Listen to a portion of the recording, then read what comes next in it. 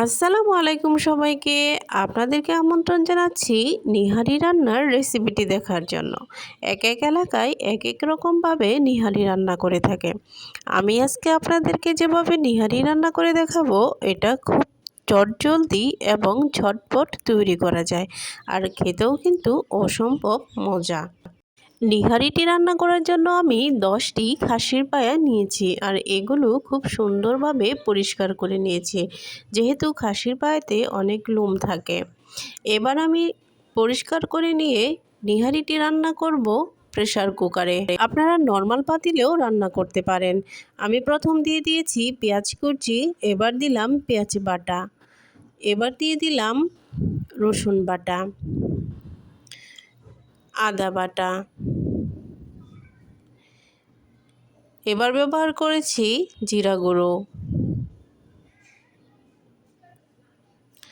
হলুদের গুঁড়ো এবং মরিচ গুঁড়ো, আর এখানে নিয়েছি ধনিয়া গুঁড়ো।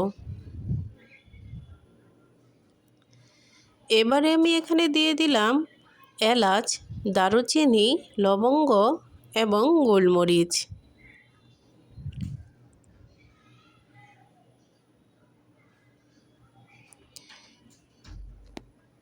এবার আমি ব্যবহার করেছি কয়েকটা তেজপাতা।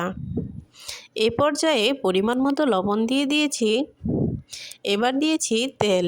যেহেতু নিহারি রান্না করার সময় এমনিতেই উপরে তেল জমা হয়, এজন্য আমি খানিকটা অল্প পরিমাণই তেল ব্যবহার করেছি। এবার আমার হাতে যে মগটি রয়েছে, এটা দিয়ে আমি মেপে মেপে 3 মগ পানি দিয়ে দিয়েছি। এর বেশি আর দেওয়া লাগবে না, এতেই খুব সুন্দরভাবে সিদ্ধ হয়ে যাবে।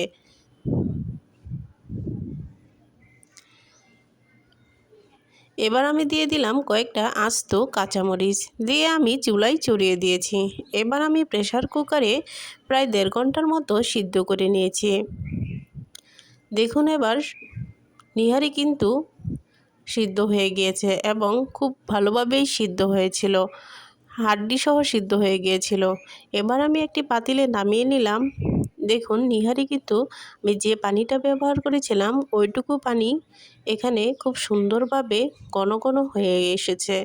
এবার আমি ফোড়ন দিয়ে দিব। কিছু রসুন এবং পেঁয়াজ কুচি দিয়ে বেরেস্তা করে নিচ্ছি।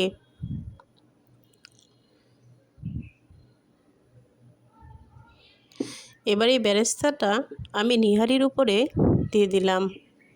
দেখুন কতটা অসম্ভব মজাদার নিহারি তৈরি হয়েছে। আপনাদের কাছে যদি আমার রেসিপিটি ভালো লাগে থাকে, তাহলে অবশ্যই লাইক, কমেন্ট এবং সাবস্ক্রাইব করবেন, আর কমেন্টে জানাতে কিন্তু ভুলবেন না। আল্লাহ হাফেজ।